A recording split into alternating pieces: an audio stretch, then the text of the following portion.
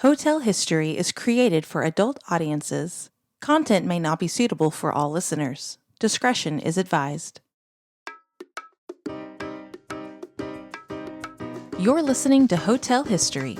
We take you with us through the sordid history and scandals of some of the world's most famous and infamous hotels.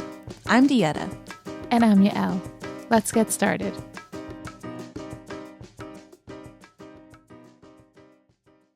Welcome back. Today we are looking back at 7 decades of history at one of Los Angeles's most famous hotels, the Beverly Hilton. This year, actually, 2025, is the hotel's 70th anniversary, and it's well known for hosting awards shows and glitzy Hollywood events, so we have lots of celebrity drama in this episode. In 1949, the Hilton Hotel Corporation entered into an agreement to lease a new hotel set to be constructed by the Crummer Development Corporation on a 9-acre plot in Beverly Hills. That is not a good name. Oh, so 9 acres. Wow. So 1949. By then, I feel like Beverly Hills was a place to be. In 1950, after the deal with Crummer fell through, oh, okay, well, that deal didn't last, apparently. Hilton decided to purchase the company and the property for $3 million and build the hotel himself. Crummer Development Corporation was renamed the Beverly Hilton Development Corporation and absorbed into Hilton Hotels. So that's such a millionaire move. That's very Howard Hughes. Oh, I don't like this. Let me buy it and do it right. Yeah. Billionaires be doing that for a long time. So he just bought the development company. Yeah, he was just like, yeah, this is Hilton now too. I'm in charge. In August 1953, Hilton and actress Terry Moore broke ground on the hotel. Having a famous actress break ground could have symbolically shown that this was meant to be a hotspot for celebrities. But Conrad Hilton's son, Conrad Jr., dated Terry Moore at some point in the 50s, so it's possible that was the connection, or maybe where they met. I could only find one photo of them together from 1955. Yeah, so not really sure on the timing on that one, but I'm pretty sure probably that's some sort of connection there since they dated. Yeah. They have a history. Yeah. Later on, Moore became the subject of public attention as a result of her relationship with Howard Hughes. Mm. According to Moore, she and Hughes were married in 1949 in a ceremony performed by a ship captain in international waters. Okay. Moore has said that Hughes destroyed the ship's log that recorded the marriage, and they separated from each other by 1956. But she and Hughes were never divorced. If this is true, her later marriages would have been invalid, but she didn't care, saying she was fine with being a bigamist because she wanted children that badly. She's like, it doesn't count. It was on international waters and it got destroyed. That was a big mistake. On the one hand, like, how convenient that Hughes destroyed the only evidence that you have to your claim that you guys got married in a place where only a captain of a ship can be the person marrying you. But also, Howard Hughes was such a nut that I can see him destroying it. Yeah, I can totally. He's like, I don't want to remember this. Yeah, he's like, actually, second thoughts. I didn't get a prenup done. Well, okay. I have a question. Okay, you go out and see, you get married, and then right away you're like, nah, it didn't happen. Like, was this just performative that it was an excuse to sleep with each other? I don't know, because I guess they were, like, at least somewhat together, because it says they separated by 1956. So somewhere in there they separated, but they're not sure exactly when. So I guess maybe it was one of those on again, off again, hot and not. Right. But that's what I'm saying. It's like, because he did that with Katharine Hepburn too. Like, they were on and off for a long time. Yeah, I feel like he was married to a lot of people all at the same time. Yeah. And no one knew. Speaking of bigamy. For sure. So construction soon began on the $12 million 416-room hotel designed by architect Welton Beckett, who designed many buildings in Los Angeles, including the Capitol Records building in Hollywood. Construction costs increased and the hotel's planned 1954 opening was postponed, so Hilton was forced to take out a $5 million mortgage that year on the Mayflower Hotel in Washington, D.C. to cover the costs. And I do remember us talking about that in our part one episode on the Mayflower. Yeah. It's all connected, guys. Yep. The formal opening of the Beverly Hilton was celebrated with a gala on August 11th, 1955, attended by Hilton and his longtime companion, Ann Miller. Vice President Richard Nixon presided over the raising of the American flag at the ceremonies. Herald trumpeters were positioned to welcome guests with pink-painted elephants escorted by women in bathing suits. Why is it always elephants with hotels? I do not I don't understand the grand. connection. There's something there. It must be, Yeah, it's symbolic. I don't know. The famous Aqua Star Pool was inaugurated by Esther Williams along with three fellow swim students who expertly glided through a pool filled with gardenias. That would have been cool to see. Yeah. Esther Williams was like the like is there someone like her today? 'Cause Oh, no. she wasn't an Olympic. It's like Olympic swimmers are well known, Yeah. but she was a performer, and I feel like there's no one that ever replaced her. Yeah. It was the first luxury hotel with air conditioning thermostats in each room. Big deal. Woo-hoo, before Europe even. Yeah. Um, he was really into AC. Yeah. Guests could now control the temperature in their own room. No one had seen anything like it before. Well, yeah, that I mean, before it was like huge air conditioning in the Plaza Hotel that covered up the whole mezzanine, Yes, remember? and in the Mayflower. Yeah. He was really so Hilton, I think, had he sounded like he ran hot. He sounded like he could not be hot. Like he You're was right. He uncomfortable. was like super into, he's like, we are air conditioning every square foot of this place. Yeah, every hotel he's like Every hotel. AC right away. I don't care what it's gonna take. I don't care what Yeah. it's gonna Well, and cost he was and what it really covers. about like I mean he wanted his hotels to be like family friendly and not like super ritzy, but I think AC was the place where he was like they're going to feel like it's luxury because we have air conditioning and nobody else does. But I think it's still personal. Like when Yeah. you have AC in every single one of your hotels in the early 20th century, it is personal. You're like, this exists, and there's no reason it shouldn't be everywhere. And I think that's probably what made AC popular, is my Yeah. theory is Conrad Hilton. Hilton also installed high-speed elevators using Aplodyne technology, which according to the hotel, regulates the flow of power so that the elevators function so smoothly that the movement is barely perceptible. That is interesting because you ever been in an old elevator? Yes. Oh my God, the lurching. Yeah. Even I have my elevator in my building's like from the 70s and sometimes it's like Sometimes it really doesn't feel like it's moving, and then you realize it's because it's not. yeah. My elevator's a trick elevator.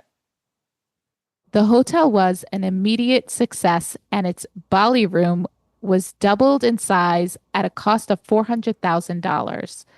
It reopened in 1958 at the 1,700-seat International Ballroom, the largest of the West Coast at the time. Wow, so he really invested in the space. $400,000 in 1958. Yeah. 1,700 seat. Which makes sense now because of all the, like they host a lot of events, big events there. Yeah, okay, I think that's what he definitely had in mind. Yeah. AC, lots of seating. He's like, Yeah. I know exactly what's gonna happen in Yes. this hotel. The women's restroom by the International Ballroom was designed by Conrad Hilton's second wife, Zsa Zsa Gabor. We mentioned her before. Yep. Epic lady. It features floor-to-ceiling pink Italian marble and a line of mirrors for a 360-degree view. If you're going to get someone to design something, it should be Zsa Zsa It should be Gabor. Zsa Zsa Gabor. Absolutely. I like that because Conrad Hilton did not have an eye for No. design and decor. So I'm glad he let somebody design something that would be nice. Yeah, that's like they had a tumultuous relationship, right? Very, oh my God, they were such opposites. It's amazing they ever got married in the first place. Yeah. But I feel like that makes sense. Like the Yeah, one thing that that comes out of it huge is like, opposites attract thing. yeah, he needed a Jaja. Yeah, I think she loosened him up a little bit. Yeah.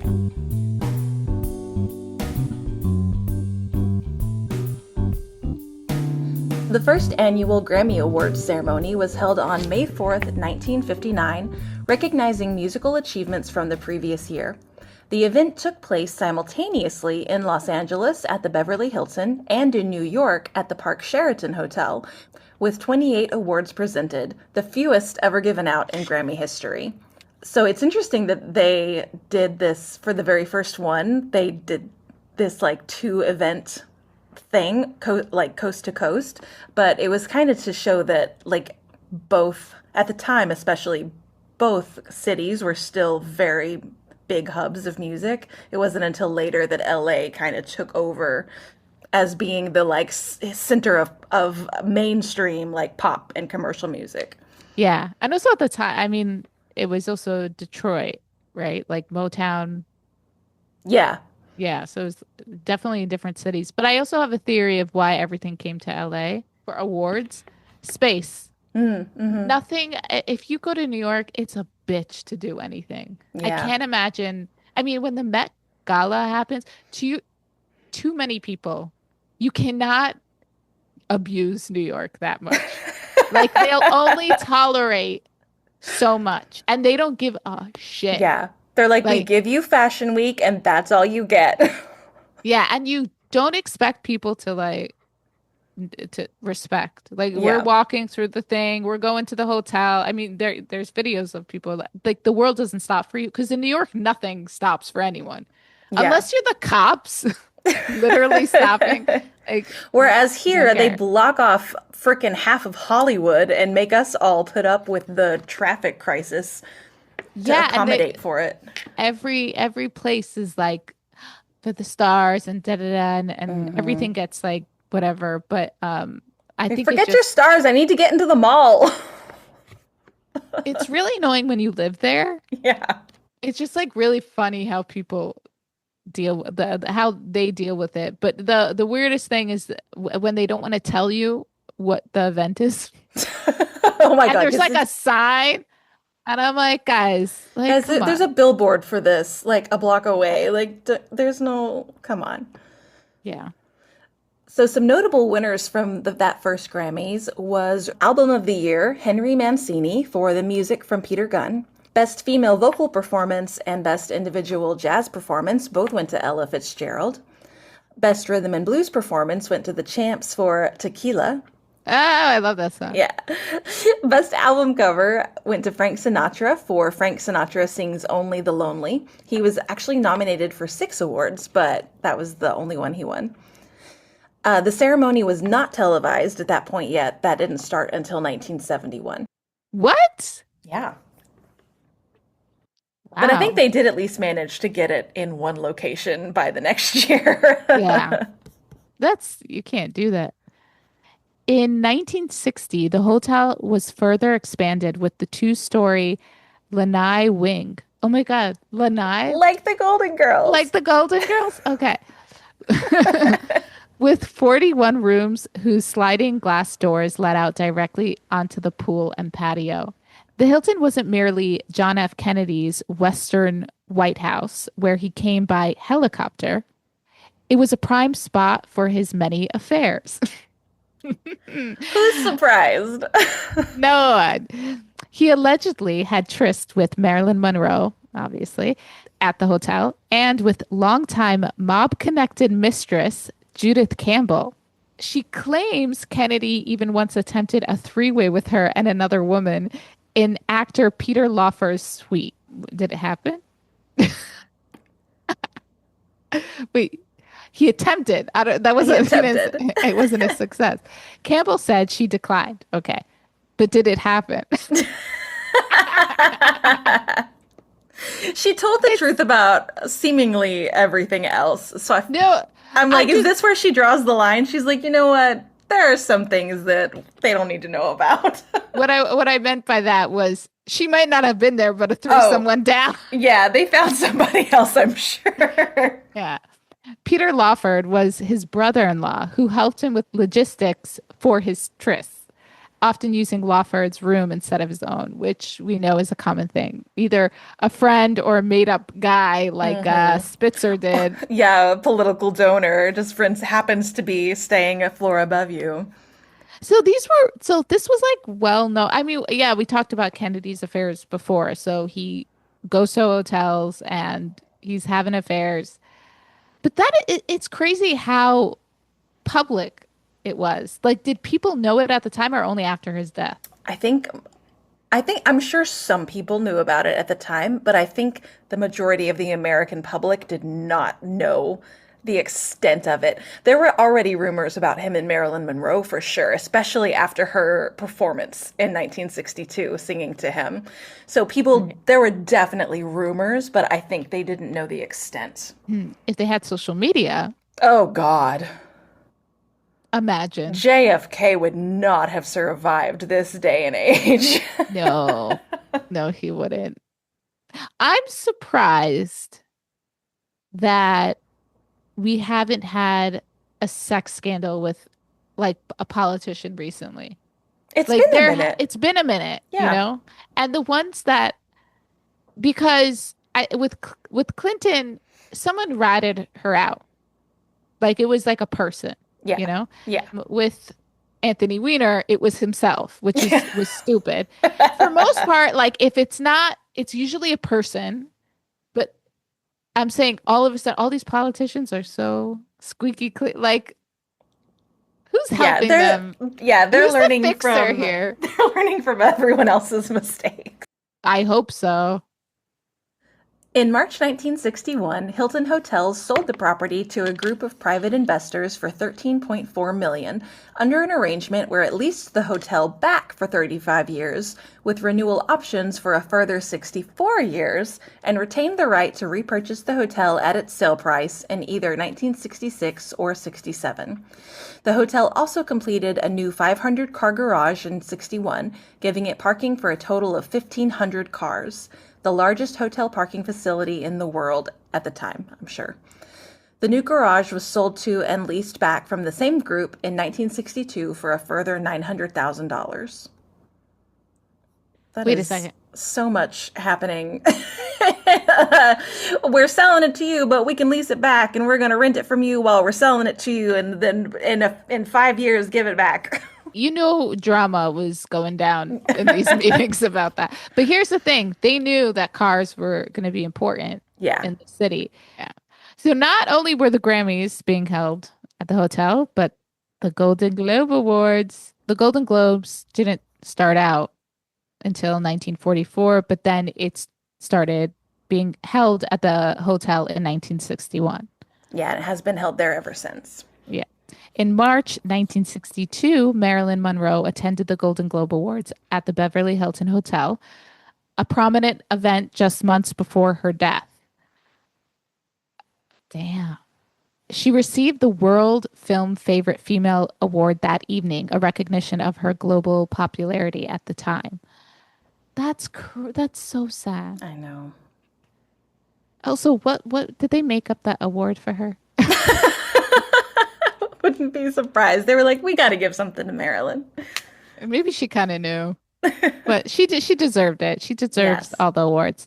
Apparently, it took a while for the award ceremony to earn the respect of some industry professionals. Actress and singer Shirley Jones, who was nominated for a Globe in 1961, said, "My manager wouldn't let me go. She thought they were crooked, that people paid to win." Is that true? I don't think it was true. I think that's just what some people thought. I mean, who knows? I mean, it could have had some sort of basis in reality at some point. I mean, I think, sure, probably all these award shows are I a little mean, bit crooked. yeah, But like here's the thing, if you are in that business, you go. What do you mean? Who gives a shit if it's crooked? You're like, yeah. I'm I need sorry. the You're trying to have publicity. integrity in Hollywood?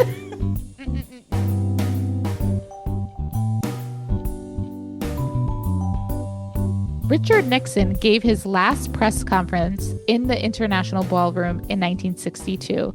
He lashed out at the media following his defeat in the 1962 California governor's race. He reportedly said, "You won't have Nixon to kick around anymore. This is my last press conference." Famous last words. Was Nixon like the Trump before Trump? Because it sounds like, yeah, like someone who was having a hissy fit Yeah. and like, but then it's like going to come back and be like, "I'm back, bitches." In March 1966, Hilton exercised its option to rebuy the hotel and garage for 14.3 million.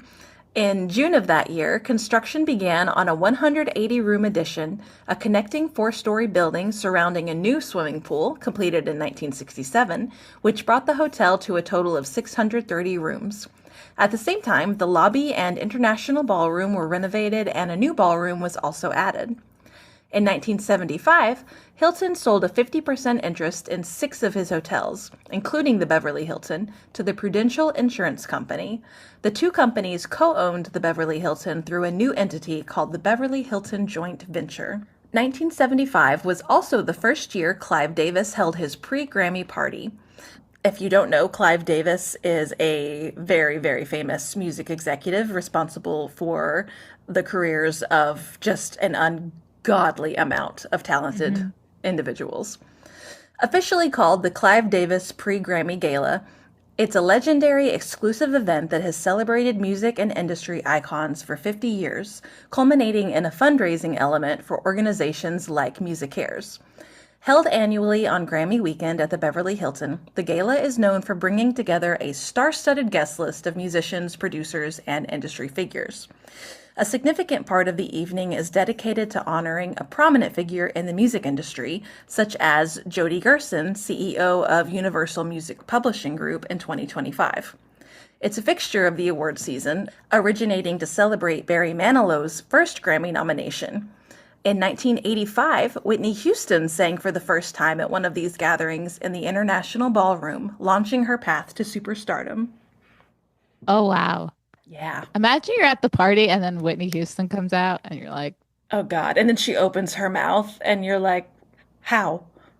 like, oh my God, this is Yeah. the next big thing.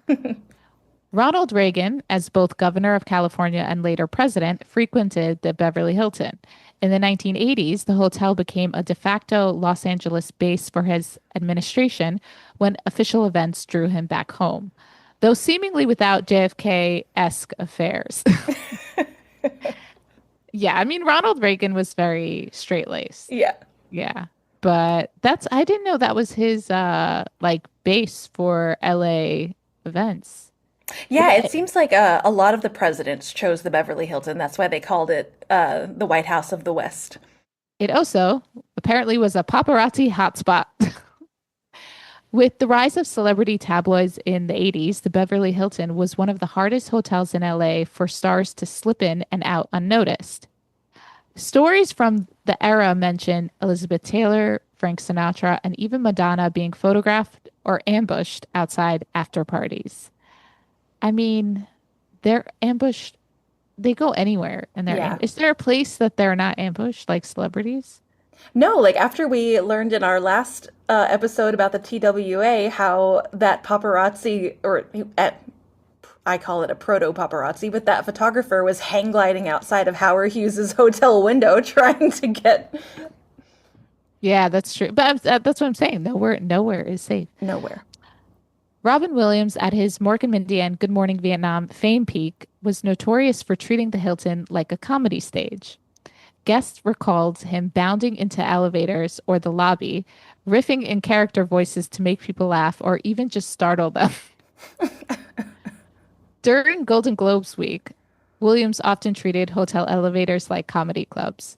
One guest recalled him slipping into character as a German opera singer, belting out nonsense until the entire elevator was crying with laughter, including an embarrassed Sylvester Stallone, who reportedly muttered, "This guy's nuts," before cracking a smile. Okay, one, that sounds amazing. And two, we saw Sylvester Stallone. Oh yeah, we did at the We Beverly saw him Hills at the Hotel. Beverly Hills Hotel. Oh my God. He sounded so amazing. Robin Williams.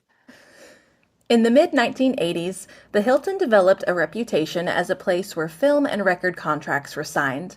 Michael Jackson's team was reported to have held meetings there during the Thriller and Bad eras. The partnership sold the hotel to entertainer and businessman Merv Griffin for $100.2 million in December 1987. The Beverly Hilton had completed a $35 million renovation prior to Griffin's purchase.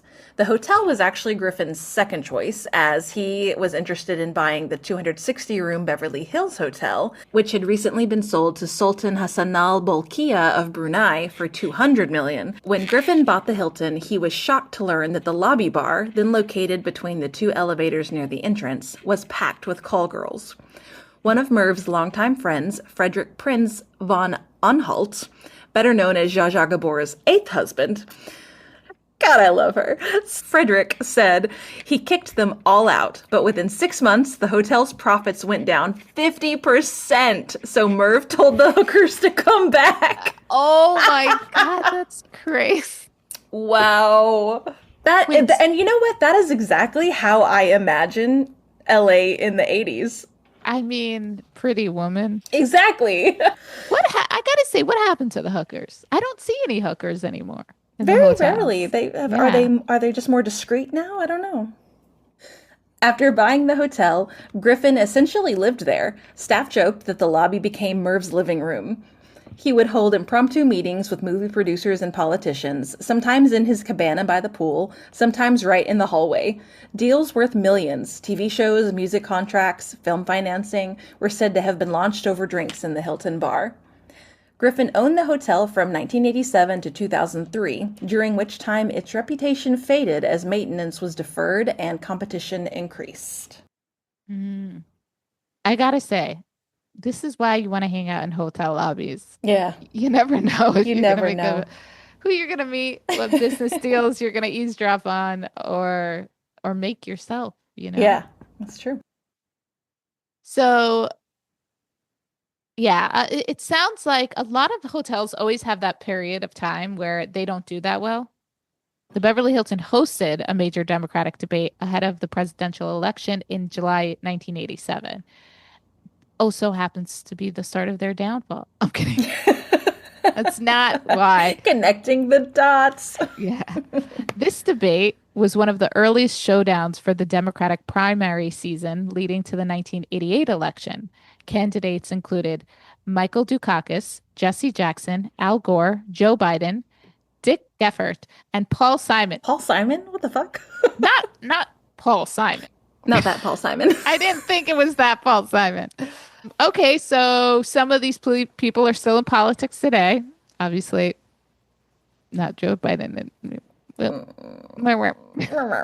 womp. But that goes to show it's been a while. So the key issues of the debate, if anyone's curious, I was is curious. okay. The economy and trade, how to handle U.S. manufacturing decline and trade deficits, especially with Japan. So similar things that we're concerned about now, but maybe not with Japan. Defense and Cold War. The Soviet Union was still the big concern. Candidates debated arms control, nuclear weapons, and Reagan's Strategic Defense Initiative. Okay, so obviously not exactly the same, but Yeah. we still have these problems. Social issues, civil rights, education, and foreign policy got a lot of airtime. Jesse Jackson pushed hard on racial and economic inequality. Yeah, I feel like a lot of the same issues pop up today. And foreign policy candidates sparred over U.S. involvement in Nicaragua and El Salvador. So I guess it's a little different. We're involved in different South countries. American countries. Reporters afterward noted that Dukakis had the gravitas of a chief executive, planting the seeds of his eventual nomination, though he lost to George Bush Sr. in the general election. He has a fun last name. I He mean, does. it sounds a little bit like, what does that mean? Is it sounds dirty or it sounds wrong to say. But here between a bush and a dukakis. I imagine there were a lot of jokes flying around about that at the time. You I know, I just can't see it sliding under the radar. if memes existed back then, Yeah.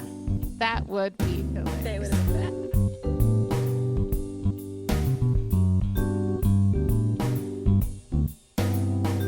In 1993, four undercover cops posing as businessmen conducted a sting operation in a suite at the Beverly Hilton that busted open Hollywood's biggest prostitution scandal in decades and took down the $1 million Madam Heidi Fleiss. In the late 1980s, Fleiss became a protege of Madam Elizabeth Adams, nicknamed Madam Alex, who ran a high-end call girl ring that catered to Hollywood actors, producers, and other power players. By 1990, Fleiss had taken over, running her own escort service, and became famous for supplying young women to celebrities and wealthy businessmen. The police sting took place in 1993 after investigators had been tracking Fleiss's operations for a couple of years. Authorities were particularly focused on the pandering and money laundering aspects of the business, since Fleiss had built a multi-million-dollar empire from escort services with wealthy clients.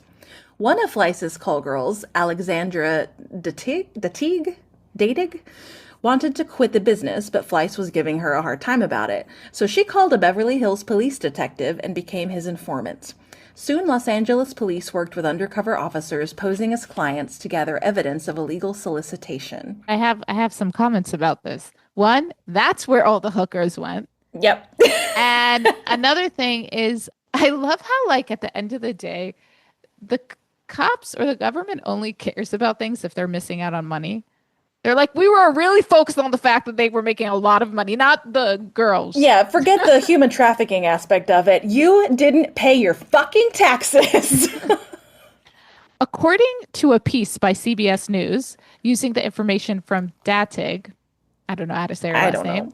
detectives planned to meet Fleiss at a ritzy bar. We knew that she was having a function there and we borrowed a Ferrari. That would be okay, that was a fun little time at work. People were having drinks and then she was playing the hostess. There were probably 6 or 7 girls. I basically was able to get her phone number that night and introduce myself as a businessman and kept it very generic. Said maybe we can try to do business in the future and that I'd like to call her, the former detective said. The night of the sting, they had hired several girls through Fleiss. We had the girls in one big room, and once they started to undress, then we called it. And the officers came in and arrested everyone, said the ex-detectives. We arrested the girls, and we had another team of Heidi's house waiting to arrest her. Hey, why are you arresting the girls? That's not Because fair. because in that instance they care that prostitution is illegal, even though they really just want Heidi Fleiss and her money. Yeah. Fleiss wasn't at the hotel at the time of the bust, but she and her notorious little black book with celebrity clients were picked up later. According to reports, she was surprisingly calm and even flirtatious with the officers, giving the impression that she believed she could talk her way out. Wow. Yeah. And if there were only one guy there, she could have. She- Uh, the only name ever leaked from her client list was Charlie Sheen. That didn't need to be leaked. I think everyone knew. In 1995, when Fleiss went on trial for pandering, Sheen was called as a government witness. He admitted under oath that he had spent more than $50,000 on Fleiss's escorts between 1991 and 1993.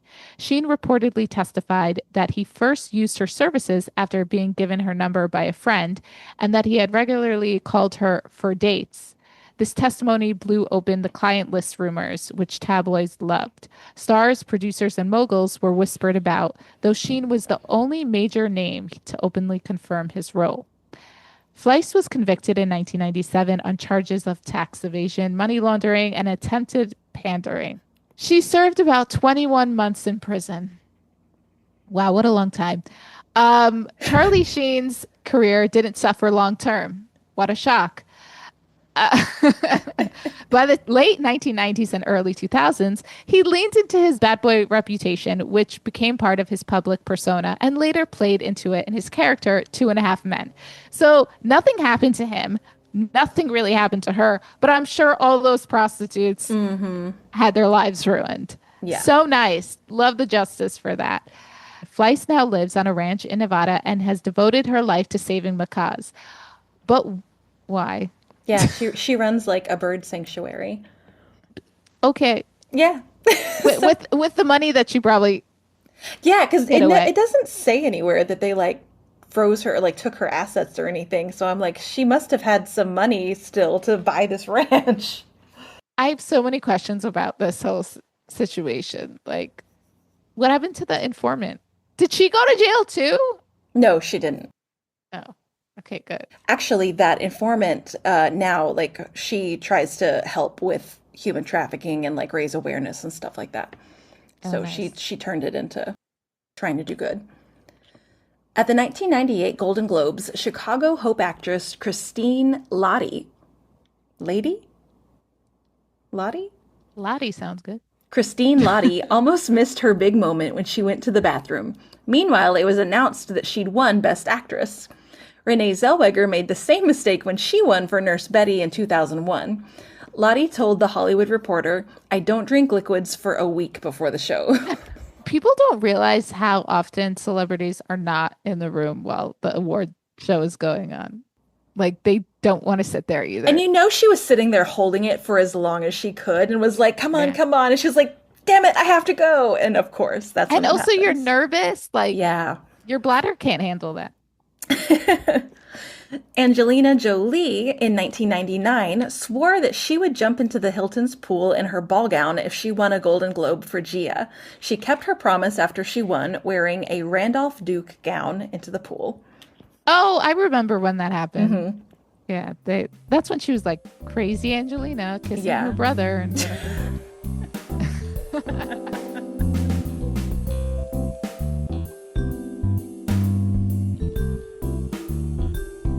In 2003, Merv Griffin sold the Beverly Hilton for $130 million to Benny Alajim, co-founder of Packard Bell Electronics, through his company Oasis West Realty. Commemorating its 50th anniversary, an ambitious $80 million renovation by architecture firm Gensler began in conjunction with Hilton Hotels, which has managed the property since it opened. The renovation reduced the number of rooms to 570, which feature 42-inch plasma high-definition televisions. That was a big deal back in 2003. And Bose Wave radios. Oh, I remember those. The rooms also had ample workspaces, reflecting a change at the hotel, which had long catered mostly to leisure travelers, but now it was more of a property where business travelers constituted 80% of the clientele. The meeting spaces and the international ballroom were also renovated. Ooh. In April 2006, owners unveiled plans for a $500 million expansion to the Beverly Hilton property.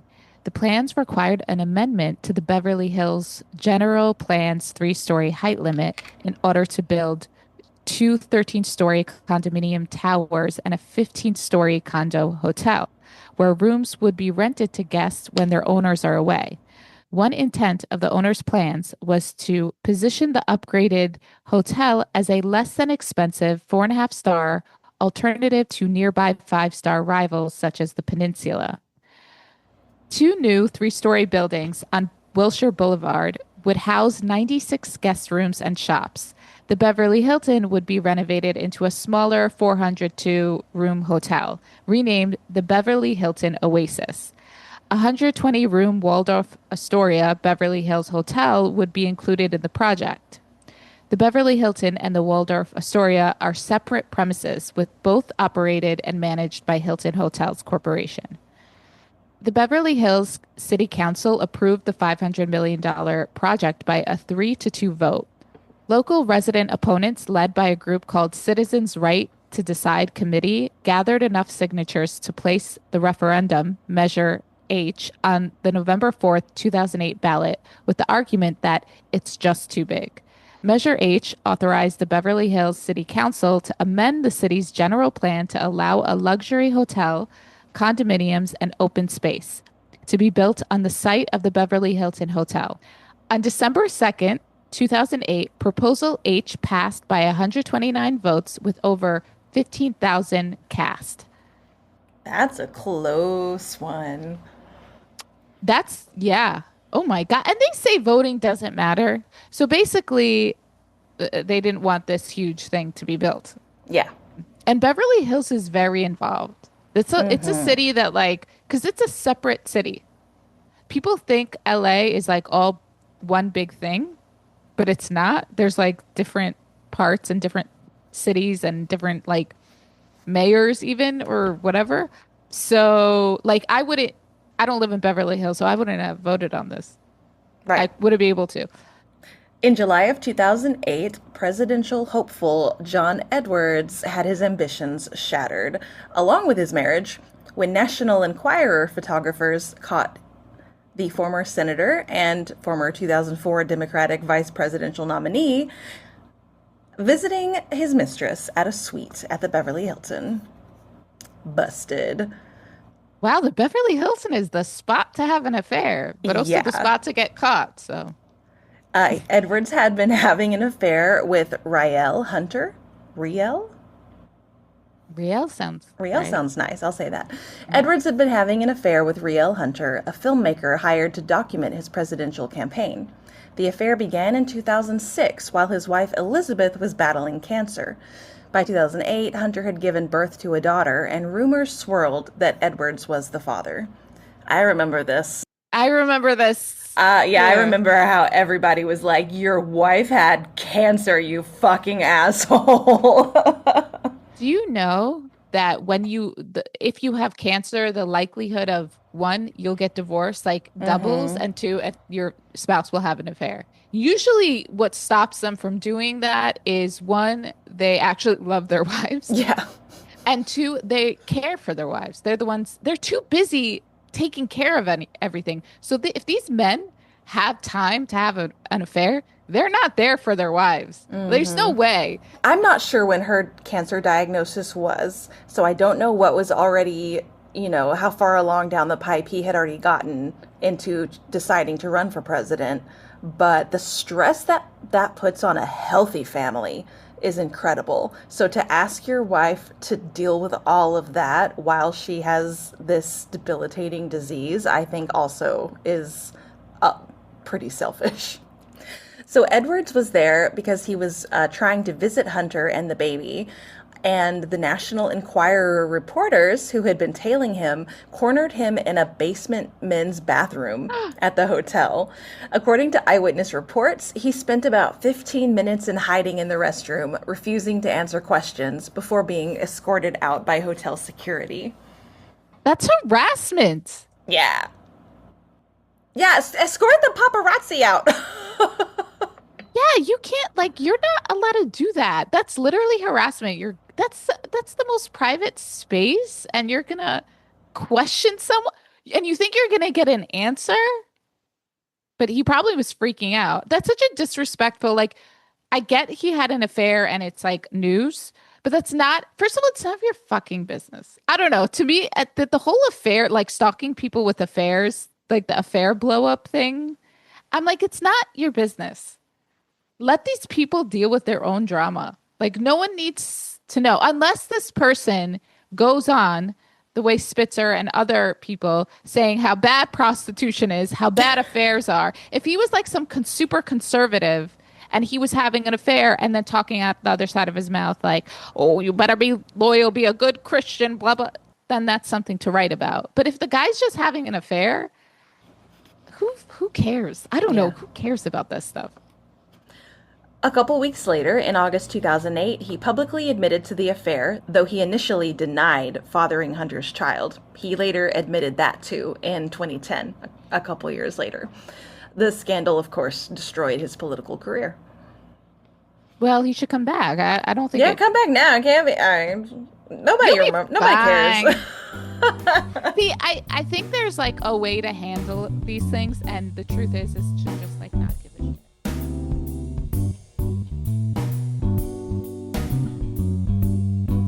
Early February 2012, Whitney Houston was in Los Angeles for the Grammy weekend. She was scheduled to attend Clive Davis's annual pre-Grammy party, the very same event where she had performed in 1985 at the Hilton's International Ballroom. Days before, reports surfaced of Whitney behaving erratically at various pre-Grammy events. Paparazzi captured her looking disheveled and sweaty, at one point with scratches on her legs. Friends and industry figures worried about her drug use.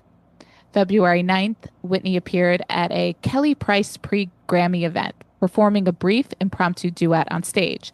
Witnesses said she looked fragile but seemed happy to sing. February 10th, she spent the day shopping in Beverly Hills and was photographed appearing gaunt and tired. February 11th, in the afternoon, Whitney was in her suite, room 434. She had been preparing for Clive Davis's pre-Grammy gala downstairs that evening.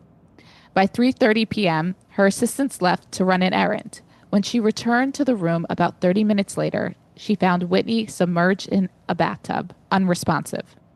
Paramedics were called and arrived within minutes. Despite resuscitation efforts, she was pronounced dead at 3:55 p.m. Cause of death was accidental drowning with heart disease and cocaine use listed as contributing factors. Other substances, marijuana, Xanax, Faxerol, and Benadryl, were present in her system, but not in lethal amounts. Clive Davis's pre-Grammy party was being set up just floors below Whitney's suite. As word spread, there was confusion. Many guests, including celebrities, arrived without knowing she had died upstairs. Ugh. Davis decided not to cancel the party. He addressed the stunned crowd from the stage, saying Whitney would have wanted the music to go on. Some attendees agreed, but others later criticized the decision as unsettling. Yeah. Yeah, that's a hard call. Within hours, paparazzi and news crews swarmed the Hilton. Images of her body being wheeled out in the covered stretcher became some of the most circulated celebrity death photos of the era. Ugh, I Acor- remember that. I remember this It was too. gruesome. It Yeah, was just all over the TV for on a nonstop cycle. it was so sad. According to an article from Freeze Week magazine, a YouTube video posted that February shows police, staff, and photographers outside the hotel's parking garage waiting for the coroner's van to drive off. Photographers were slamming their cameras against the vehicle's back windows, trying to get a picture of the singer's body while someone yells, "It's against the law to take a picture." The security staff couldn't keep the mob of photographers away from the windows as the van left. That's disgusting. Yeah, not surprising, but just vile. Yeah. I got a lot of thoughts. One, this is reminiscent of the Chateau Marmont, John Belushi. Like there's photos I've seen when Hmm. we were doing research, and that kind of gave the same feeling. And yeah, why would you continue how do you party after that? If you're a celebrity, like that's not a party. That's just like a somber event that you have to be like, Whitney Houston died in the Yeah, place that I'm partying. yeah. That's just distasteful. The Grammy Awards the next night became a Whitney tribute, with Jennifer Hudson performing I Will Always Love You. Fans gathered outside the Hilton, leaving flowers and candles and messages. Houston's funeral was held a week later on February 18th, 2012, in her hometown of Newark, New Jersey, with Stevie Wonder, Alicia Keys, and others performing. I didn't know she was from Newark. I didn't either. Yeah. The room where the tragedy unfolded was immediately taken out of use. The door number was removed due to the public interest and morbid curiosity. The furnishings and many items were removed, likely to prevent them being taken as memorabilia. The hotel later said it was considering other uses for the space, so it's unclear if the room is still unused or it has been repurposed. That's smart on the hotel. Yeah, Do not leave that room. If it's yeah, not like this isn't 100 years ago, people are freaks and yeah. Like if the Cecil Hotel showed us anything, it's that people will stop at nothing to try to get into the room where something tragic happens. yeah. And you don't have the restrictions the way the Chateau Marmont does. They really you can't just do whatever you want. I feel like the Chateau Marmont would if someone was harassing someone in the bathroom right away. Yeah. Oh, That's the thing. yeah. Like you can't do that. They're Yeah. Well, just yeah, I don't think a paparazzi, like at the time, since cell phone cameras were not then what they are now, they would have had to go in with their really big, nice, expensive That's cameras, and true. Chateau would have never let them get in like that. Hmm. Yeah, that's horrible. I remember when she passed away, and unfortunately, so many of these celebrities have. It sounded, yes, it sounded like a combination of drug use and probably from abusing drugs before, and that she was getting older and she's stressed in her immune system and her heart. And it's just so unfortunate, and Yeah, it's it's just so so sad. sad. One of the greatest singers of all time. Just Seriously. nobody has ever sung like Whitney. It's such a shame. I feel like there are certain celebrities when they die and make such an impact, but especially musicians more than movie stars. Music hits everyone in a way movies don't. Yeah, well, we make these musicians' songs the soundtracks to our lives. You can put on a song and immediately be taken back to whatever you were doing, whoever you were, whenever you first heard that song. Yeah. The Wilshire Tower underwent an $80 million renovation in 2008, and 2021 saw a $35 million property renovation to all guest rooms, meeting rooms, and common areas. Between these two major renovations, the hotel added a new garden collection, which blurs the lines between indoor and outdoor, with a revamped oasis in the middle of Beverly Hills. And there are interactive design touches in the lobby, like the 1,400-gallon saltwater aquarium, and a mural titled The Study of Water by Nancy Lorenz. The mural has 57 gold-burnished mother-of-pearl nacras and is valued at over $1 million. dollars. That is a very fancy mural. So just like Measure H, there's a new measure called Measure HH, or the Hilton Condominium Tower Initiative, was a November 2016 ballot initiative to allow Oasis West Realty to build a 37-story condominium tower on the Beverly Hilton site. The initiative was rejected by Beverly Hills voters with nearly 56% voting no. See, this makes sense to me because 8 years ago they were like, we just want like 12 stories, 13 tops, no big deal. And they were like, yeah, okay, begrudgingly. But 8 years later, they're like, as many floors as we can get. Yeah, and probably locals are like, listen, we had to deal with your construction for 8 years. Yeah.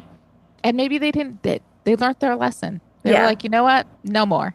Maybe it caused a lot of traffic. I mean, that's like a big thing here. Yeah, well, so this is 2016. The Waldorf Astoria is not open yet, which means they've been hearing it being built for the last who knows how long. So they were like, no, no, no, no, no, not Yeah. happening. Yeah.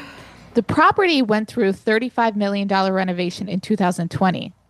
Wow, so that's pretty recent. The Yeah. designers revived the decor but retained its sophisticated mid-century style. So they were like, okay, we can't build more, but I guess we can upgrade. In 2021, Beverly Hilton owner Allegam Capital announced plans to redevelop the 17-acre adjacent property as One Beverly Hills. The city council voted 4-1 and approved the $5 billion project. The Beverly Hilton will be part of the new development. Two main residential towers, 28 and 32 stories, will contain just under 200 Amman-branded condominiums, while a smaller 10-story building on Wilshire will contain an Amman hotel featuring 75 suites. The complex will also have approximately 35,000 square feet of retail and restaurant space, a subterranean parking garage for 2,100 vehicles, and 8 acres of park-like open space, walking paths, and botanical gardens accessible to the public. Construction started in February 2024 with a completion date in either 2027 or 2031, depending on which source you're reading. The multi-story parking garage of the Beverly Hilton was demolished in summer 2024 as part of this work. Okay, well, so they're building a whole new thing. At least there's something for the public.